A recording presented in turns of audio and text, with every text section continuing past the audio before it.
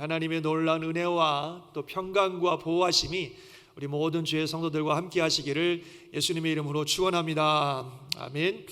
말씀드린 것처럼 오늘은 5월 첫째 주일이고요, 교회에서는 어린이 주일로 지키고 있습니다. 그래서 하나님께서 우리에게 정말 귀한 선물인 자녀들을 허락해 주신 그 하나님께 감사드리고 또 우리 자녀들을 축복하는 그런 주일입니다. 말씀드린 것처럼 사실 원래 계획은 어린아이로부터 시작해서 어르신들까지 다 같이 모여서 함께 오늘 예배드리고 자녀들을 축복하고 또 유아 세례를 비롯해서 세례의식도 거행하고 그럴 계획이었습니다만 아쉽게 이렇게 또 아이들은 다 집에서 예배드리고 또 이렇게 함께 예배드리는 이런 상황이 되어버렸습니다. 너무 아쉽지만 그래도 이 귀한 주일에 정말 하나님의 은혜와 축복과 평강이 우리 사랑하는 모든 성도님들 또 가정, 특별히 우리 사랑하는 자녀들에게 풍성하게 임하시기를 주님의 이름으로 축원합니다. 아멘. 자, 오늘은 그래서요, 우리 어린이 주일, 우리 자녀들에 대한 말씀을 함께 들으려고 합니다. 자녀. 우리가 너무 사랑하는 존재들입니다. 그러나 자녀하면 딱 떠오르는 생각은 저는 답이 없다 이런 생각이 참 듭니다. 우리가 너무 사랑하고 잘 키우고 싶지만 그러나 참 어떻게 하는 것이 잘 키우는 것인지 정답이 없는 게 자녀 양육이 아닌가 이런 생각을 해보게 됩니다. 더군다나 자녀들은 우리 부모님들에게 너무나 많은 것들이 의존되어 있습니다. 그래서 그들의 인생에 부모님들의 미치는 영향력은 너무나 지대하고 어찌 보면 그들의 인생을 좌우한다고 해도 과언이 아닐 만큼 참 큰 영향을 미치고 있습니다. 그래서 자녀들은 우리가 너무나 사랑하는 존재들이지만 또 그렇기 때문에 우리 마음에 큰 부담을 가진 그런 존재들이 아닌가 생각됩니다. 사실 자녀들은 오늘 주신 이 제목처럼 우리들의 소유가 아니라 하나님께서 우리에게 주신 사명인 줄 믿습니다. 하나님께서 저와 여러분에게 주신 너무나 크고 중요한 사명이 바로 이 자녀들입니다. 모든 민족을 제자를 삼아 아버지, 아들과 성령의 이름으로 세례를 베풀고 내가 너에게 분부한 모든 것을 가르쳐 지키게 하라고 하는 이 주님의 지상 명령을 수행해야 되는 가장 첫 번째 대상, 정말 그들에게 복음을 전해서 하나님의 자녀로 삼고 하나님의 사람으로서 잘 살아갈 수 있도록 가르쳐 지키게 해야 될 그 첫 번째 대상이 바로 우리 자녀들이 아닌가 그렇게 생각이 됩니다. 그러나 앞에 말씀드린 것처럼 자녀 양육이라는 게 참 답이 없습니다. 우리가 해봤어야죠. 다 처음 자녀들을 키우는 입장이기 때문에 참 답이 없다 이런 생각이 듭니다. 그래도 자녀들 한번 키워보신 우리 할아버지 할머니들은 그런 면에서 좀 여유가 있으신 것 같아요. 그래서 그냥 애들 키우느라고 좌충우돌 그냥 어쩔 줄 몰라 하는 우리들을 보면서 아유 그럴 필요 없어, 내가 다 해봤는데 그럴 필요 없어 이렇게 말씀을 하시죠. 그러나 막상 책임을 가지고 자녀를 키우는 부모들의 입장에 있어서는 여전히 많은 긴장과 부담을 가지고 자기의 어떤 방식을 가지고 좌충우돌하면서 자녀들을 키우는 것 같습니다. 그러나 역시 결론은 정답은 없다 이런 생각이 들어요.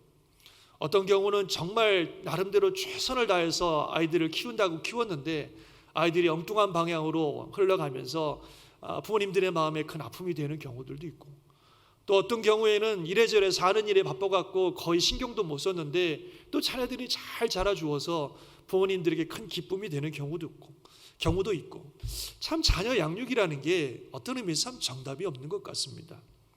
어떻게 하면 좋을까요? 어떻게 하는 것이 자녀들을 잘 양육하는 것일까요? 정말 자녀들의 양육이라고 하는 게 정답이 없는 것일까요? 그렇지 않다고 믿습니다.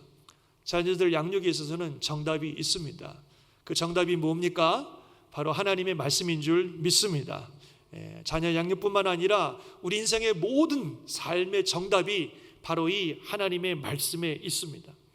우리 인생을 만드신 분, 우리 가정을 만드신 분, 태초부터 지금까지 영원토록 살아계시는 우리 하나님, 그분께서 우리 삶의 모든 정답을 가지고 계시고 이 하나님 말씀을 통하여 우리에게 그 정답을 가르쳐 주시는 줄 믿습니다.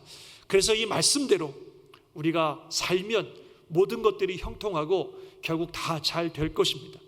자녀 양육에 있어서도 하나님께서 주시는 이 말씀을 가지고 말씀에 하나님이 어떻게 자녀 양육을 하라고 주신 말씀인지를 우리가 잘 알고 그 말씀대로 자녀들을 잘 양육하면 자녀들이 잘 자랄 것입니다. 그래서 결국 하나님께 큰 영광과 기쁨이 되는 삶이 될 것이고 이 사회에 하나님을 위해서 귀히 쓰임받는 좋은 인물들이 될 줄 믿습니다. 아멘 하시기 바랍니다.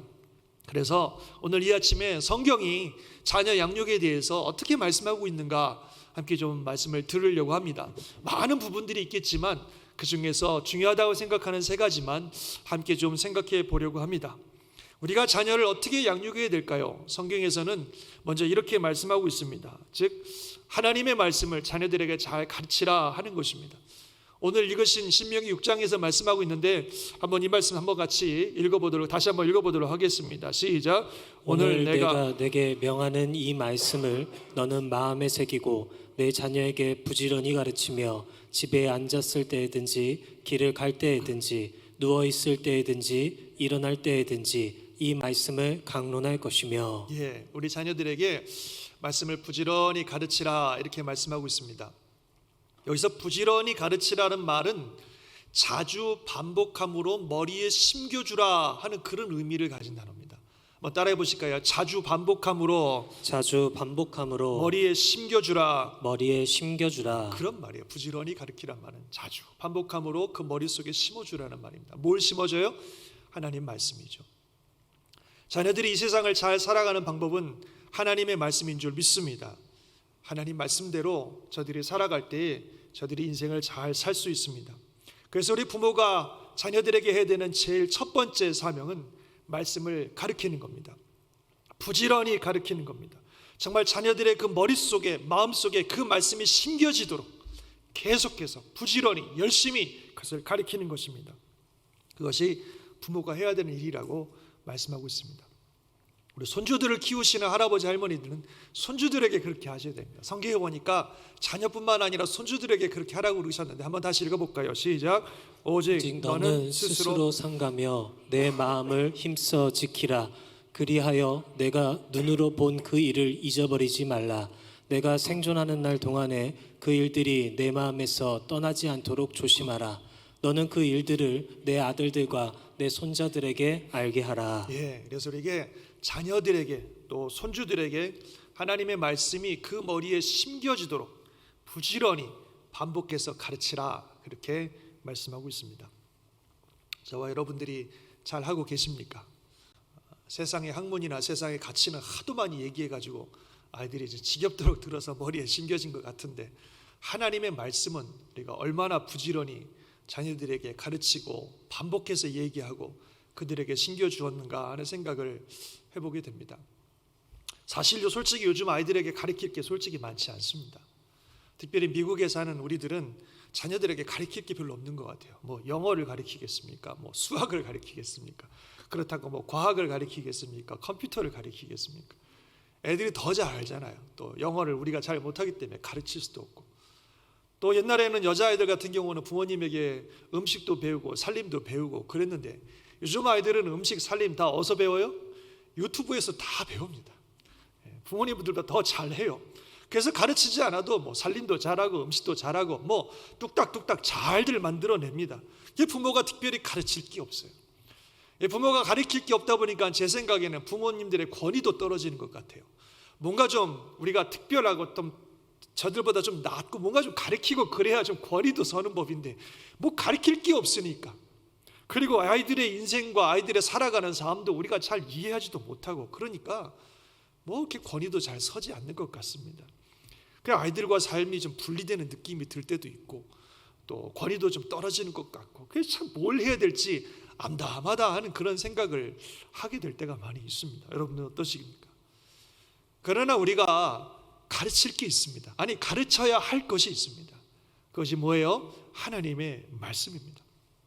미국이 아니라 어디 산다 할지라도 우리가 성경 말씀은 가르칠 수 있고 또 가르쳐야 합니다. 다른 어떤 정보나 지식보다도 이 하나님 말씀을 가르쳐야 합니다. 그러면 아이들이 듣습니다. 부지런히 반복해서 그들의 마음속에 하나님 말씀이 심겨질 정도로 계속해서 아이들에게 말씀을 가르치고 말씀을 함께 나눠야 될 줄 믿습니다. 세상이 얼마나 혼란스럽습니까? 성경적인 가치관과 세계관, 아이들이 가지고 있을 그 성경적인 가치관과 세계관들을 다 흔들어 버리고 세속적이고 이기적이고 또는 불신앙적인 또는 무신론적인 그런 가치관과 세계관들이 아이들을 가지고 살도록 만드는 그런 세상입니다. 이는 아이들이 나중에 다 크면 그 생각 바꾸기가 너무나 어렵습니다. 어릴 때 해야 됩니다. 어릴 때일수록 중요하고 좋습니다. 평생 그 마음속에 하나님의 말씀이 심겨져서 그 마음이, 그 생각이 하나님 말씀에서 떠나지 않도록 부지런히 아이들에게 말씀을 가르쳐야 된다는 것입니다. 잠언 말씀 우리 많이 아시는 말씀이죠. 한번 읽어볼까요? 시작. 마땅히 행할 길을 아이에게 가르치라. 그리하면 늙어서도 그것을 떠나지 아니하리라. 믿으십니까? 정말 이 말씀이 진리인 줄 믿습니다. 마땅히 행할 길을, 하나님 말씀을 아이에게 계속해서 가르치면 그 아이가 나중에 나이가 먹어도 그것을 떠나지 않습니다.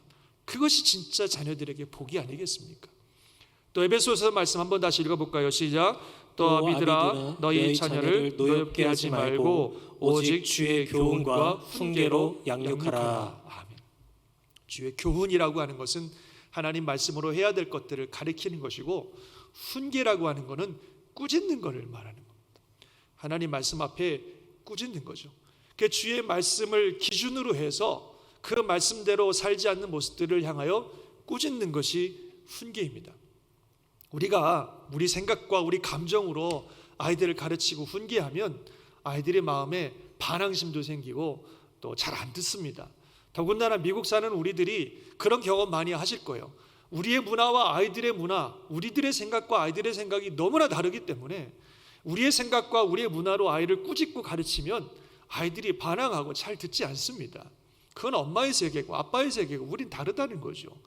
그러나 하나님 말씀을 기준으로 말씀을 가르치고 말씀을 기준으로 훈계하면 듣습니다. 뭐가 잘못된 것인지 뭐가 잘못된 것인지 아이들도 판단할 수 있기 때문에 하나님 말씀을 듣게 되어 있습니다. 그래서 우리가 말씀으로 아이들을 가르치고 말씀으로 아이들을 훈계하고 양육해야 될 줄 믿습니다. 그것이 아이들을 바르게 기르는 방법입니다. 어떤 분들은 목사님이야 성경 말씀 잘 아시니까 아이들에게 성경 잘 가르친다 하지만 저희는 잘 몰라서 안 돼요, 그렇게 생각하시는 분이 지금 보니까 있으신 것 같습니다. 그러나 아이들 데리고 성경 공부 안 하셔도 괜찮습니다. 매일매일 아이들과 함께 말씀을 읽고 함께 말씀을 나누는 것만으로도 충분합니다. 그것이 아이들과 함께 말씀 가운데서 하는 길입니다. 그리고 또 여러분들 기회가 되시면 자신을 위해서도 그렇고 또 아이들을 위해서도 그렇고 성경 공부하셔야 됩니다. 말씀을 공부하셔야 됩니다. 그래서 우리가 아이들을 정말 주의 말씀과 주의 말씀으로 주의 교환과 훈계로 아이들을 잘 양육하는 것, 그것이 아이들을 잘 기르는 방법인 줄 믿습니다. 저와 여러분이 또 우리 온 가정이 바로 말씀으로 아이들을 양육하는 그런 은혜가 있기를 주의 이름으로 축원합니다. 아멘. 자, 두 번째로 우리 부모님들이 자녀 양육의 사명을 잘 감당하기 위해서는 여러분 다 아시는 겁니다만 자녀들을 위해서 기도해야 됩니다. 예수님 말씀에 이런 말씀이 있어요. 누가복음에 나오는 말씀인데 한 번 더 읽어볼까요? 시작. 예수께서 돌이켜 그들을 향하여 이르시되 예루살렘의 딸들아 나를 위하여 울지 말고 너희와 너희 자녀를 위하여 울라. 예수님이 하신 말씀이죠. 나를 위해 울지 말고 너희와 너희 자녀를 위해 울라. 즉 너희와 너희 자녀를 위해서 울며 기도하라 하는 그런 말씀입니다. 이 상황을 말씀드리면 어떤 상황에서 예수님이 하신 말씀이냐면 예수님께서 십자가에 못 박히기 위해서 골고다로 올라가시는 상황입니다. 채찍을 하도 많이 맞으셔가지고 온몸이 피투성이고 제대로 걷지도 못하시는 그런 예수님의 모습을 보면서 많은 여인들이 막 슬피 울었습니다. 그러자 그 여인들에게 예수님이 하시는 말씀이에요. 예루살렘의 딸들아 나를 위하여 울지 말고 너희와 너희 자녀를 위해 울라. 주님이 그렇게 말씀하시는 겁니다. 그러면서 그 다음에 어떤 말씀을 이어가시냐면 보라 날이 이르면 사람이 말하기를 잉태하지 못하는 이와 해산하지 못한 배와 먹이지 못한 젖이 복이 있다 하리라. 그때의 사람이 산들을 대하여 우리 위에 무너지리라 하며 작은 산들을 대하여 우리를 덮으라 하리라. 이렇게 말씀하셨어요.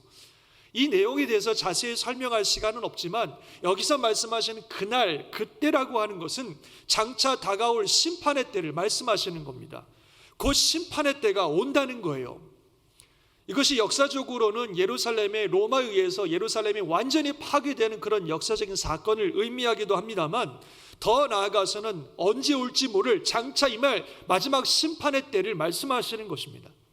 지금은 예수님이 초림의 예수님으로 오셔서 모든 인류의 백성들의, 모든 사람들의 죄를 대신하기 위해서 십자가에 죽으시는 길을 가시지만, 그러나 예수님은 죽으신 지 3일 만에 부활하실 것이고 하늘에 승천하실 것이고 언젠가 우리 주님이 다시 재림의 주님으로 오실 텐데, 그때는 심판의 때라고 말씀하시는 겁니다.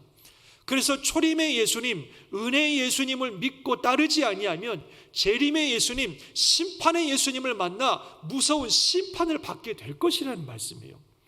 그래서 그때에 그 심판을 준비하지 않았던 사람들은 정말 무서운 심판을 받게 될 거라는 겁니다. 그 심판이 너무너무 무섭고 힘들어서 사람들이 산들아 좀 나를 가려달라, 바다야 나를 가려달라 막 이러면서 자기들을 좀 가려달라고 얘기할 만큼 너무너무 무섭고 힘든 심판의 때가 온다는 것입니다. 그래서 이 여인들을 향하여 그날을 대비하면서 우리 자신과 우리 자녀들을 위해서 울라 하는 겁니다. 우리 자신이 그 심판의 날에 심판의 대상이 되지 아니하고 하나님의 구원받은 백성으로서 영광과 놀라운 축복의 순간이 되도록 울며 회개하고 예수 그리스도를 믿고 잘 따르는 신앙의 삶들을 살아야 될 것이며, 우리 사랑하는 자녀들이 그날에 심판받지 않도록 우리 자녀들을 위해서 울어라, 자녀들을 위해서 울며 기도하라고 우리 주님이 말씀하시는 겁니다. 아이들이 공부를 잘하고 못하고 좋은 학교에 들어가고 못 들어가고 좋은 직장을 갖고 못 갖고, 그것보다 더 중요한 것은 그들이 장차 다가올 심판의 때에 구원과 영광을 받을 준비가 되어 있느냐 하는 것입니다. 심판의 때에는 아무것도 남지 않고 다 사라집니다. 세상의 모든 성공과 성취라는 것 다 사라지고 오직 하나님의 뜻 안에서 어떻게 살았느냐, 그것만 남는 것입니다.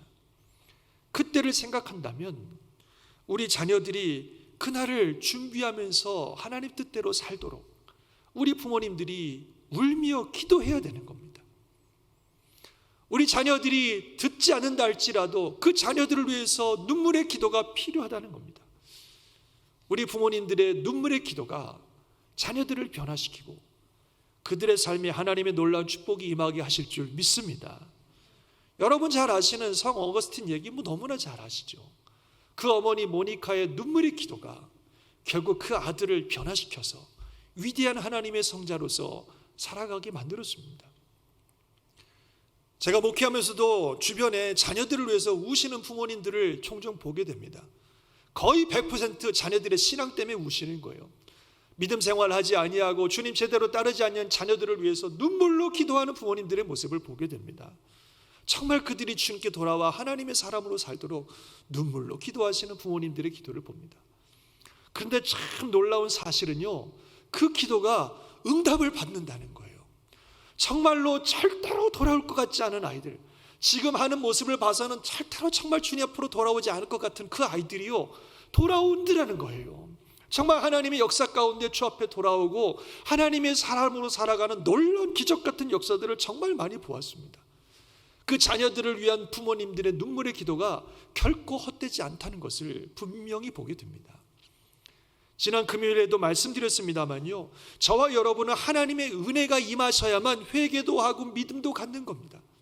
하나님의 은혜가 멈춰버리면 정말 우리는 아무것도 할 수 없어요. 보기는 보아도 알지 못하고 듣기는 들어도 깨닫지 못하고 정말 하나님께 나올 수가 없습니다. 부모님들의 눈물의 기도가 그 자녀들에게 흘러가는 하나님의 은혜의 통로요, 축복의 통로가 된다는 사실을 우리가 기억하셔야 됩니다. 혹 자녀들이 계속해서 하나님의 은혜를 거부하면 하나님의 은혜가 멈춰버립니다. 하나님의 은혜가 멈춰버리면 절대로 주 앞에 돌아올 수가 없습니다. 그러나 그 자녀들을 위해서 끊임없이 눈물로 기도하는 그 기도가 있으면 그것이 그들을 향한 은혜의 통로, 축복의 통로가 되어서 하나님의 은혜가 자녀들에게 계속해서 흘러간다는 사실을 믿으시기 바랍니다. 그러면 언젠가 그 하나님의 은혜 때문에 그 자녀들이 주께 돌아올 날이 있어요. 그 부모님들의 기도가 그들에게 흘러가는 축복의 통로가 되기 때문에, 은혜의 통로가 되기 때문에 그 은혜가 그 자녀들을 변화시킨다는 겁니다. 누구도 그 아이를 위해서 기도해 주지 않으면 결국 그 아이들은 하나님을 향해 마음이 닫히고 멸망의 길을 가게 됩니다. 그러나 누군가가 그 아이를 위해서 계속해서 기도하고 있으면 그 아이를 향한 은혜의 통로, 은혜의 축복의 물들이 흘러가기 때문에 언젠가 반드시 주 앞에 돌아오게 되는 것입니다. 믿으시기 바랍니다. 그래서 부모님들의 눈물의 기도가 필요합니다. 너와 내 자녀를 위해서 울라 하신 주님의 음성을 우리가 들어야 됩니다. 세상은 점점 악해지고 심판의 때는 점점 가까워지고 있습니다. 그리고 그날은 언제 어떻게 우리에게 임할는지 아무도 알지 못합니다. 도대체 우리 자녀들이 이 무섭고 험한 종말의 때에 어떻게 살아갈는지 염려가 많이 되는 그런 시대를 우리가 살고 있습니다. 어찌 보면 우리 자녀들이 이 시대의 마지막 세대를 살지도 모를 그런 시간에 우리가 살아가고 있습니다. 이 자녀들이 이 마지막 때에 하나님의 사람으로서 정말 심판의 때에 잘 준비된 하나님의 사람으로 살아갈 수 있도록 우리 부모님들이 울며 기도하는 눈물의 기도가 꼭 필요합니다. 그것이 우리 자녀들을 양육하는 길인 줄 믿습니다. 저와 여러분이 또 우리 교회가 우리 자녀들을 위해서 우는 그런 교회, 그런 가정 될 수 있기를 주의 이름으로 축원합니다. 아멘. 세 번째로 우리 자녀 양육에 있어서 성경의 가르침은 자녀들을 이용하지 말라는 겁니다. 간단하게 드릴 말씀인데요, 열왕기하 17장에 보면 이런 말씀이 있어요. 제가 한번 읽어보면요, 또 자기 자녀를 불 가운데로 지나가게 하며 복술과 사술을 행하고 스스로 팔려 여호와 보시기에 악을 행하여 그를 경노하게 하였으므로, 이런 말씀이 있어요. 자기 자녀들을 불 가운데로 지나가게 하는 이 행위에 대해서 하나님이 경노하신다는 거예요. 진노하신다는 겁니다. 도대체 자녀들을 왜 불 가운데로 지나가게 합니까? 이거는 당시에 이방신을 섬기는 이방 국가들이 행하던 아주 무섭고 잔인한 행동입니다. 특별히 몰렉이라고 하는 그런 이방신을 섬기는 이방인들이 자기 자녀들을 불로 태워서 드리는 거예요. 자기 자녀들. 그거를 이스라엘 백성들이 따라가고 있는 겁니다. 도대체 자기 자녀들을 왜 불로 태워 제물로 드리냐면 어떤 그 자연재해, 전염병, 역병이나 전쟁 같은 것들을 막아보겠다고, 그러다가 나중에는 자기들의 건강과 번영을 위해서 아이들을 제물로 드리는 이런 무서운 일들이 있었습니다. 즉 자기들의 유익을 위해서 자녀들을 이용하고 자녀들을 희생시키는 그런 일들이 있었다는 거예요. 이런 이방신을 믿는 사람들의 이 잔인하고 탐욕스러운 행위를 이스라엘 사람들이 따라하는 거예요. 그래서 흰놈의 골짜기라고 하는 그곳은 자녀들을 불살라 죽인 곳으로 유명한 곳이 되었습니다. 이런 행위에 대해서 하나님이 진노하시는 거예요. 하나님이 진노하시는 거예요. 에베소서 6장 좀 아까도 읽었습니다만 거기에 보면 너희 자녀들을 노엽게 하지 말라, 이런 말씀이 나옵니다. 이 말씀도 이 앞에 나온 말씀과 연관시켜서 우리가 이해할 수 있을 것 같아요. 이 바울이 이 편지를 쓸 당시에, 이 에베소서를 쓸 당시에 사람들은요, 자녀들을 자기 소유물로 생각했어요. 마음대로 할 수 있는 자기 소유물. 그래서 부모가, 특별히 아버지가 원하는 대로 마음대로 자녀들을 취급해도 전혀 문제가 없고, 심지어는 원하면 애들을 죽여버릴 수도 있었어요. 이 아이 키우고 싶지 않아, 이 아이 마음에 안 들어, 얘 죽여버려, 그냥 유기해버리고 죽여버리는 그런 일들까지 있었습니다. 그 자녀들의 마음에 심각한 상처와 고통을 주는 그런 일들을 이 아비들이, 부모님들이 서슴지 않고 행하던 그런 시대였습니다. 그래서 말씀하시는 거예요. 너희 자녀들을 노엽게 하지 말라, 그들에게 상처 주지 말라. 이러한 일들이 자행되는 이유는 말씀드린 것처럼 사람들이 자녀들을 자기 소유로 생각해서, 내 소유요, 내 것이고 내 마음대로 할 수 있는 내 소유라고 생각해서 자녀들을 자기 욕망을 위해서 마음대로 이용하는 그런 일들이 있었다는 것이고, 그것에 대해서 하나님은 진노하시는 거예요. 진노하시는 겁니다. 아이들은 우리의 소유가 아니라 하나님께서 우리에게 맡겨주신 고귀한 사명인 줄 믿습니다. 한 영혼 한 영혼, 너무나 귀한 영혼을 정말로 천하보다 귀한 그 생명을 우리에게 맡겨주시고 이 아이들을 하나님의 사람으로 잘 양육해서 하나님께 올려드리고 하나님께 바쳐드리라고 하는 그런 귀한 사명을 주시고 우리에게 맡겨주신 귀한 생명들입니다. 그래서 우리가 자녀들을 양육함에 있어서 우리의 욕심과 욕망에 따라 자녀들을 키우면 안 됩니다. 그러다 보면 나의 욕심과 욕망을 채우는 수단으로 자녀들이 이용될 수 있고 함부로 대하다가 자녀들에게 깊은 상처를 주고 노하게 할 수 있다는 것입니다. 그것은 하나님이 정말 기뻐하지 않는 그런 삶이고 모습인 것입니다. 정말 내 자녀들을 우리가 어떻게 대하고 있는지, 나의 소유가 아니라 하나님이 주신 사명으로 귀하게 여겨 잘 자녀들을 양육해 나갈 수 있는 저와 여러분이 될 수 있기를 주의 이름으로 축원합니다. 말씀을 마치겠습니다. 다시 한번 말씀드립니다. 한번 따라해 봅시다. 자녀는 우리의 소유가 아니라 우리의 우리의 사명입니다. 우리의 사명입니다. 하나님께서 너무나 소중하게 여기시는 그 귀한 생명을 우리에게 허락하신 이 귀한 사명입니다. 우리의 능력으로, 우리의 인격으로, 우리의 성품으로 되는 일이 아닙니다. 그래서 우리는 정말 천하보다 귀한 이 아이들을 변함이 없는 하나님의 진리이신 말씀으로 이 아이들을 양육해야 되는 것이고, 또 눈물의 기도로 이 아이들을 양육해야 되는 것이고, 이들은 우리에게 주신 하나님의 고귀한 사명이라는 사실을 기억하고 정말 이 아이들을 조심스럽게 잘 양육해야 될 줄 믿습니다. 그럴 때에 정말 하나님의 놀라운 축복이 우리 자녀들에게 임하셔서 이 땅 가운데 하나님을 영화롭게 하는 위대한 하나님의 사람으로 서게 될 줄 믿습니다. 장차 우리가 하나님 앞에 섰을 때 정말 잘 키워줬다고 하나님께 칭찬 듣고 또 그 자녀들로 인해서 우리가 기쁨과 또 축복이 넘치는 귀한 삶이 될 줄 믿습니다. 저와 여러분의 삶에, 우리 성도들의 가정에, 특별히 우리 자녀들 가운데 하나님의 큰 복이 임하시기를 주의 이름으로 축원합니다. 아멘. 기도하겠습니다.